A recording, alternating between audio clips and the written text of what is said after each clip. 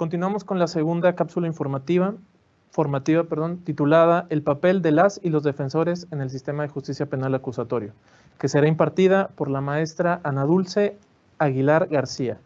La maestra Ana Dulce es abogada, maestra en Derechos Humanos y con estudios de doctorado en Ciencias Sociales y Políticas.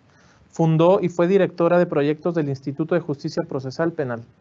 También fungió como líder de procuración e investigación criminales del proyecto ProVoces de USAID, enfocado en el acceso a la justicia de personas defensoras de derechos humanos y periodistas.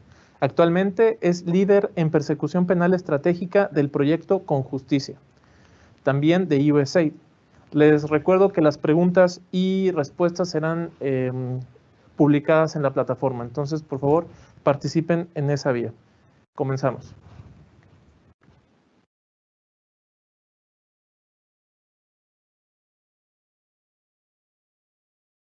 Hola, ¿cómo están? Bienvenidos y bienvenidas a esta pequeña charla sobre el rol de las personas defensoras en el sistema de justicia penal. Mi nombre es Ana Dulce Aguilar y a mí me gustaría estructurar esta charla a partir de un estudio que hicimos 8 organizaciones de 6 países de América Latina, entre ellos México. A mí me tocó liderar ese estudio de investigación a partir del cual definimos una serie de estándares internacionales basados en el Pacto Internacional de Derechos Civiles y Políticos y, por supuesto, de la Convención Americana de Derechos Humanos. En este sentido, pues estos estándares internacionales entran a nuestro sistema jurídico a partir del parámetro de regularidad constitucional, por lo que se vuelven estándares obligatorios.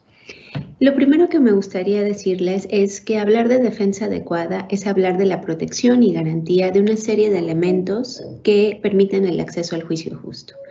Esto nos obliga a poner el centro de nuestra atención en la persona imputada, en la persona detenida, pero además nos obliga a señalar las prácticas que se dan a lo largo del proceso porque nos permiten observar el tránsito de estas personas a lo largo de desde la detención policial, pasando por las etapas preparatorias hasta llegar al juicio, si es que se llega al juicio, sin desestimar, por supuesto, las opciones de salidas alternas o formas anticipadas de concluir un procedimiento.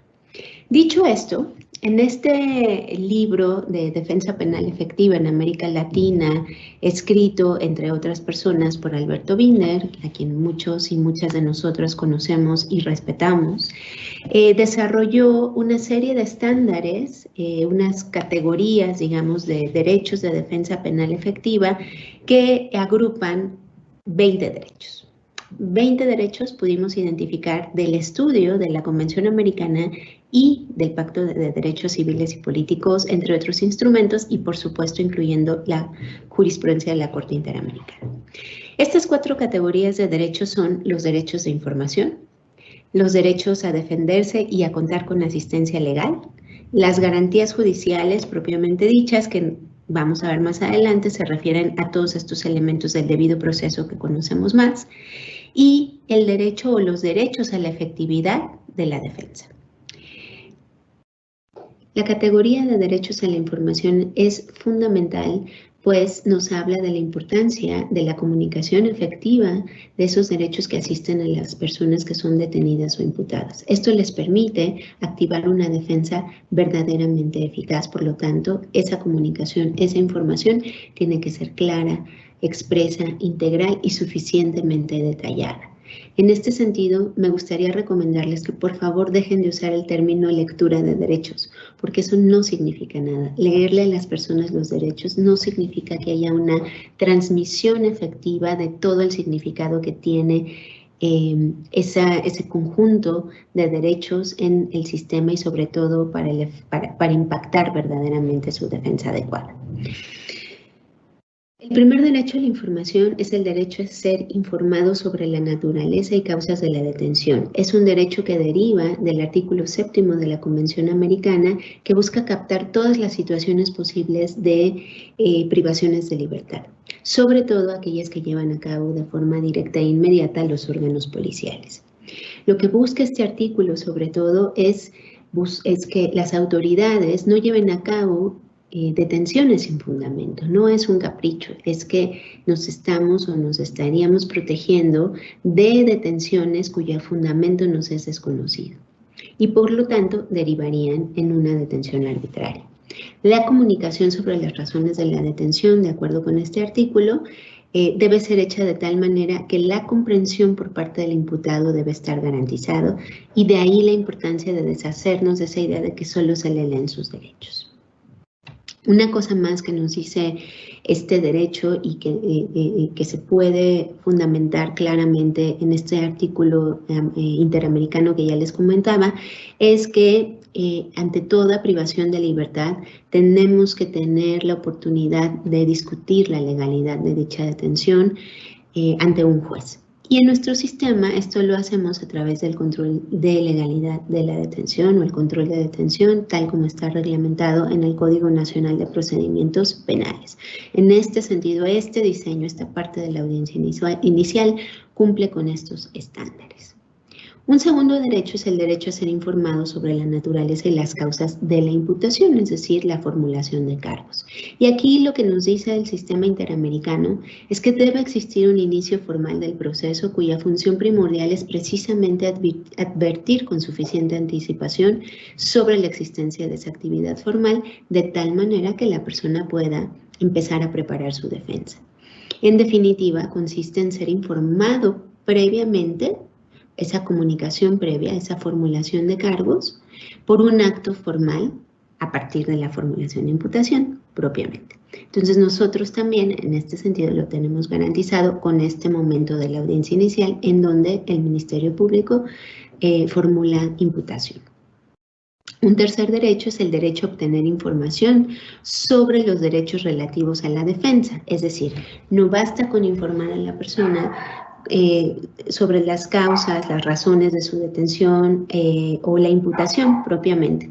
Necesitamos transmitirle de forma clara y precisa qué medios de defensa tiene a la mano para enfrentar esas circunstancias. Esto es lo que hace eficaz la defensa. Un cuarto derecho a la información es el derecho a obtener acceso a la evidencia material del caso y a la carpeta de investigación, básicamente a los registros de investigación que nuestro sistema en distintos momentos se garantiza y que a partir de la obligación de descubrimiento también estaría protegido. Sin embargo, en la práctica sabemos que todavía existen una serie de obstáculos importantes para que esto sea efectivo. Hay múltiples casos del sistema interamericano que específicamente prohíben toda obstaculización de este derecho, sobre todo han hecho énfasis en que significa una violación de derechos humanos porque afecta el derecho de defensa. Una segunda categoría de derechos es el derecho a defenderse y a contar con asistencia legal. Aquí hemos identificado 6 subcategorías. La primera es el derecho de la persona imputada a defenderse y a representarse personalmente. No queremos decir con esto, y en este estudio lo aclaramos, que no significa la idea de que la persona pueda representarse a sí misma. De hecho, en nuestro sistema eso no se puede. Sin embargo, el sistema interamericano ha hecho énfasis en el reconocimiento de la subjetividad de la persona que defendemos, justamente como sujeta del proceso y no como un objeto. El sentido principal de esta dimensión personal de la defensa consiste en que todo momento la persona imputada debe ser protagonista de su defensa, aun cuando tenga un abogado, siga su consejo. Esto significa también que tiene que tener un control adecuado sobre el ejercicio de su defensa, de las personas profesionales que la defienden, ya que en numerosas ocasiones hemos visto a través de estudios de investigación que la burocratización de las defensas hace que se pierda el contacto real con el caso, que esa persona que es la sujeta del proceso pierda el control sobre su caso y por lo tanto ya no se defienda con claridad el interés concreto del que es titular. Por lo tanto, es indispensable que la persona esté al tanto siempre de su caso y en eso consiste este derecho. Un segundo derecho es el derecho a contar con asistencia y representación legal técnica de confianza y libre elección. Este es un derecho clásico de defensa y debe recaer, por lo que nos dicen todos los instrumentos internacionales, en una persona que goza de la confianza de la propia persona imputada. Es una asistencia también que debe ser oportuna y que debe poder ejercerse desde que se señala a una persona como posible autor o partícipe en un hecho delictivo. El derecho a contar con un abogado o abogada defensora, en su sentido más genuino, significa contar con un defensor o defensora de confianza. Solo en un sentido subsidiario tendríamos que tener un abogado de defensa pública. Evidentemente, por las condiciones en que se dio nuestra reforma procesal penal, sabemos que muchas personas acceden a la defensa pública, la mayoría probablemente en todas las jurisdicciones, pero lo que tenemos que tener muy claro es que el sentido básico de este derecho significa que debe haber mecanismos que permitan, dentro de lo posible, construir esa relación de confianza en el marco de este sistema inclusive de defensa pública. Un tercer derecho relacionado con la asistencia legal es el derecho a contar con esta asistencia durante los interrogatorios o declaraciones ministeriales, como también les llamamos en nuestro país. Aquí claramente el caso de campesinos ecologistas, que es el caso Cabrera García y Montiel Flores, contra México, estableció que el derecho de defensa debe ser ejercido desde el momento que se inicia la investigación en contra de una persona y que no debemos potenciar los poderes investigativos del Estado en desmedro de los derechos fundamentales de la persona investigada. El derecho a contar con un defensor durante esta fase tan previa como puede ser la declaración ministerial significa también consultar con él libremente acerca del sentido de su declaración, y esto es un núcleo central del derecho a la defensa. Un cuarto derecho es el derecho a conferenciar en privado con el abogado defensor. Fundamental. La Corte Interamericana ha reconocido que la persona imputada no puede tener limitaciones en todo lo relativo a conferenciar libremente y en privado con su abogado. Esta comunicación con la persona defensora debe ser libre. Y aquí la Corte Interamericana retoma los principios básicos sobre la función de los abogados, que mencionan que esto implica que se deben proveer las instalaciones adecuadas para que esa comunicación sea posible, ya sea en instalaciones judiciales o en la propia prisión si la persona está privada de libertad. No son aceptables condiciones de conferencia con el abogado donde la presencia del personal de custodia genera una situación de coerción. Por lo tanto, se tiene que garantizar una comunicación privada, sin interferencias y sin coacciones. El quinto derecho de esta categoría de asistencia legal es el derecho a elegir y contar gratuitamente con los servicios de un abogado para quienes no pueden pagarlo. En este sentido, estos abogados, que por supuesto son quienes están dentro de las instituciones de la defensa pública, pero no solamente, también pueden ser personas abogadas que ejercen asistencia jurídica gratuita en otras organizaciones, en clínicas, etcétera, deben ser idóneos y capacitados. Y es indispensable que para que este derecho sea efectivamente protegido y garantizado, esa persona defensora actúe de manera diligente. Existe además en este sentido para generar una defensa eficaz y también sin discriminación, que tomemos en cuenta la realidad de países multiculturales como es el nuestro, donde deberíamos ya poder contar con abogados que entiendan la lengua de las personas que defienden en comunidades con alta presencia de lenguas indígenas. Se han dado algunos pasos, pero de ninguna manera suficientes para garantizar este derecho como se piensa que debe ser el ideal, incluso dentro del sistema interamericano. Y finalmente, dentro de esta categoría de derechos de asistencia legal, está el derecho a que los abogados y abogadas nos rijamos conforme a estándares profesionales mínimos, que deben orientarnos exclusivamente o que nos orientan hacia el interés de nuestra persona defendida. Estos estándares implican que también debemos actuar con independencia. Debe quedar claro, y aquí esto es muy importante, que la defensa pública no es una función estatal. No está pensada para darle legitimidad al proceso. Es un modo de fortalecer la defensa del interés concreto de las personas imputadas. Y aquí también el sistema interamericano retoma los principios básicos de la función de los abogados, que además de mencionar que la asistencia letrada tiene que ser o darse sin discriminación, establece además una serie de obligaciones para nosotros como abogados y abogadas defensoras. Por ejemplo, prestar asesoramiento respecto a los derechos y obligaciones de esa persona que defendemos, así como respecto del funcionamiento del ordenamiento jurídico. Prestarles asistencia en todas las formas adecuadas y adoptar medidas jurídicas para protegerlos o defender sus intereses. Prestarles asistencia ante los tribunales. También debemos velar lealmente en todo momento por sus intereses, y a esto nos referimos con el interés concreto. Y los gobiernos tienen que garantizar este funcionamiento y esta profesión de abogados y abogadas, de manera que podamos desempeñar todas nuestras funciones profesionales sin intimidaciones, obstáculos, acosos o interferencias indebidas. Debemos poder viajar y comunicarnos libremente con las personas que defendemos. No debemos sufrir o estar expuestos a persecuciones o sanciones administrativas, económicas o de otro índole porque estamos protegiendo el interés de esa persona, entre otras reglas y normas éticas. Y muy importante, también lo establecen los principios y así ha sido retomado por el sistema interamericano, pues tenemos que tener siempre en mente la perspectiva de derechos humanos en el ejercicio de esa defensa. Una tercera categoría de derechos son los derechos que conocemos realmente como debido proceso, que también les llamamos en el ámbito interamericano y latinoamericano garantías judiciales, o esos derechos relativos al juicio imparcial o juicio justo.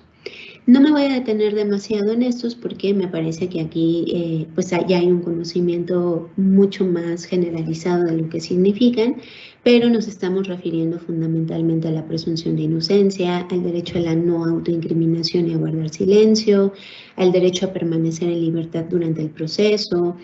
Esto obviamente con las excepciones que nos plantea el dictado de prisión preventiva y en específico en nuestro país, pues esta norma constitucional inconvencional donde tenemos la prisión preventiva de oficio, el derecho a estar presente en el juicio y a participar en él, el derecho a decisiones fundadas y motivadas, el derecho a un recurso efectivo.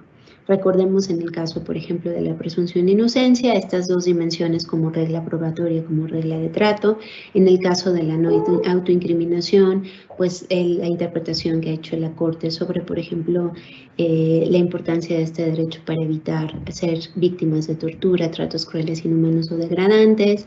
Y pues esta contracara, ¿no? O esta cara de esta misma moneda, que es el derecho a guardar silencio, en donde la Corte claramente ha establecido que el silencio no tiene efectos. En fin, todas estas garantías de alguna manera las tenemos desarrolladas y garantizadas a lo largo de nuestro proceso penal, pero sin duda tenemos todavía la problemática que es pues este gran elefante blanco en la habitación, que es la prisión preventiva de oficio y que genera demasiadas irregularidades en el ejercicio efectivo de estas garantías, de estos derechos y sus garantías a lo largo del proceso. Una cuarta categoría entonces de derechos identificada en este estudio es la categoría que se refiere a los derechos o garantías vinculadas con la efectividad de la defensa, es decir, son derechos que nos permiten hacer nuestro trabajo efectivamente. Uno de estos, por ejemplo, es el derecho a investigar el caso y a proponer pruebas. Y esto implica que durante el proceso, a lo largo del proceso, exista la posibilidad real de proponer y discutir la prueba. Aquí, por supuesto, implica evidentemente que rige el principio de contradicción. Y esto implica no solo la facultad legal de tener instancias y momentos procesales efectivos para proponer pruebas, sino la posibilidad real, además, de hacer investigaciones para hallar esos elementos de prueba. Aquí otra vez sabemos que hay múltiples obstáculos, sobre todo la falta de recursos en las defensorías públicas para que esto se pueda realizar y sobre todo, pues, entre otras cosas, la carga de trabajo, en fin, todas esas problemáticas que ya conocemos y cuyas discusiones claramente y seguramente todos y todas ustedes están familiarizadas. Esto también, y este derecho también implica la diligencia de los abogados y abogadas defensores. Y aquí quiero hacer mucho énfasis en lo que protege este artículo, porque he escuchado decir a muchos abogados que no necesariamente tienen que ejercer defensas proactivas. Bueno, pues el sistema interamericano de hecho lo menciona expresamente y menciona que hacer eficaz una defensa significa tener una defensa proactiva y no meramente crítica de la acusación. Pueden buscar todos los fundamentos jurídicos en el estudio que les mencioné. Un segundo derecho de esta última categoría para hacer efectivo la defensa es el derecho a contar con suficiente tiempo y posibilidades para preparar la defensa. El ejercicio de la defensa debe ser no solo permitido, sino favorecido. Y en este sentido, la persona que ejerce su derecho de defensa lo puede hacer desde que inicia la investigación en su contra y la autoridad dispone o ejecuta actos que implican afectaciones de derechos. El tercer subderecho o subcategoría de esta categoría es la igualdad de armas en la producción y control de la prueba y en el desarrollo de audiencias públicas y adversariales. Esto está sostenido en múltiples ocasiones por la jurisprudencia interamericana, que como saben entra en nuestro sistema también a partir del parámetro de regularidad constitucional y que, como nos han dicho muchas veces, establece con claridad que una de las condiciones del juicio justo, del juicio imparcial, es la contradicción. La Corte Interamericana ha insistido en que un verdadero juicio justo debe garantizar la igualdad entre los sujetos del proceso hasta el punto de que la presencia de condiciones de desigualdad real obliga a tomar medidas, a adoptar medidas de compensación. La obstrucción de la justicia, también nos dice este estudio y nos dice el sistema interamericano, se manifiesta en obstáculos a la recepción y desahogo de pruebas admisibles. Y esto, nos dice la Corte, es una violación a la Convención Americana. También nos ha dicho en este sentido la Corte que las medidas especiales de investigación, tales como testigos protegidos u otros de ese estilo, deben ser establecidas con mucho cuidado y suficientes resguardos para no violentar la contradicción. Finalmente, esta categoría, esta cuarta y última categoría, tiene el derecho a contar con un intérprete de confianza y a la traducción de documentos y pruebas. Si realmente queremos que la defensa sea eficaz, la persona imputada debe tener un libre acceso a la información necesaria para su defensa de tal manera que sea comprensible. Y aquí, entonces, tenemos la obligación de romper con todas las barreras idiomáticas de lenguaje que puedan surgir, sobre todo ante la presencia de una persona indígena, de comunidades indígenas, cuya defensa eficaz se le tiene que garantizar. Dicho esto, me gustaría terminar esta charla solo con una pregunta para ustedes. ¿Están cumpliendo su rol como defensores o defensoras? ¿Cuáles son las preguntas clave que tendrían que hacerse para saber si efectivamente son estos grandes custodios y custodias de estos derechos que les acabo de mencionar, que como pueden ver, no solo se reflejan en las obligaciones de las autoridades, que claramente tienen una obligación positiva, algunas negativas para hacerlos efectivos. También como abogados defensores, como abogadas defensoras, tenemos muchas obligaciones para hacer efectiva la defensa de todas las personas que defendemos. Les propondría unas preguntas clave para esto, para que se pregunten y ustedes mismos se respondan, ¿no?, con toda sinceridad, que reflexionen sobre la labor que están llevando a cabo. Por ejemplo, ¿tengo las habilidades necesarias para litigar en el sistema de justicia penal acusatorio? Si no las tengo, estoy violentando estos derechos. Si no las tengo y defiendo a una persona, algo mal está pasando, no solo desde el punto de vista de obligación profesional, pero también algo está pasando en el Estado que no está garantizando estos derechos a las personas como es debido. Una segunda pregunta, ¿actúo con base en estándares profesionales, éticos y evito las malas prácticas? Fundamental. En un país como en el nuestro, donde no tenemos estándares éticos y profesionales obligatorios, esta pregunta es fundamental.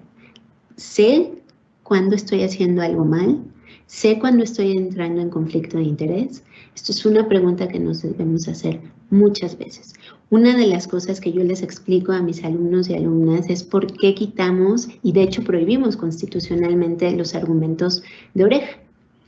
Y es difícil entenderlo, porque desde la carrera nos enseñan a que eso se hace cotidianamente y de hecho subsiste en otras materias.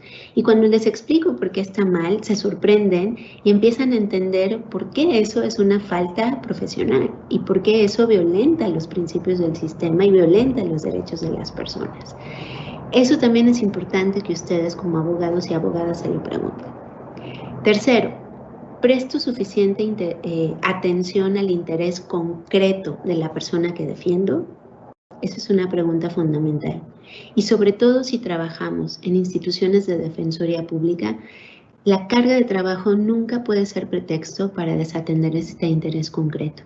Como les decía, existen múltiples derechos que protegen a las personas de eso y tienen que ser efectivamente garantizados. Una cuarta pregunta. ¿Mantengo informada a la persona que defiendo sobre las estrategias de defensa? Lo mismo. ¿La trato como sujeto del proceso o como objeto? Gran pregunta. Y esto es indispensable para una defensa adecuada, pero es indispensable también para que las personas realmente puedan conocer su caso, tomar control de él y pues de alguna manera también verificar que ustedes están haciendo bien su trabajo. Quinta pregunta. ¿Guardo una relación de independencia de otras instituciones del sistema de justicia? Evidentemente esta pregunta tiene más sentido cuando se trata de la defensa pública, pero no solamente, porque pues, el influyentismo, el tráfico de influencias también puede generar problemas y violaciones a la ley, pero también a los derechos de las personas.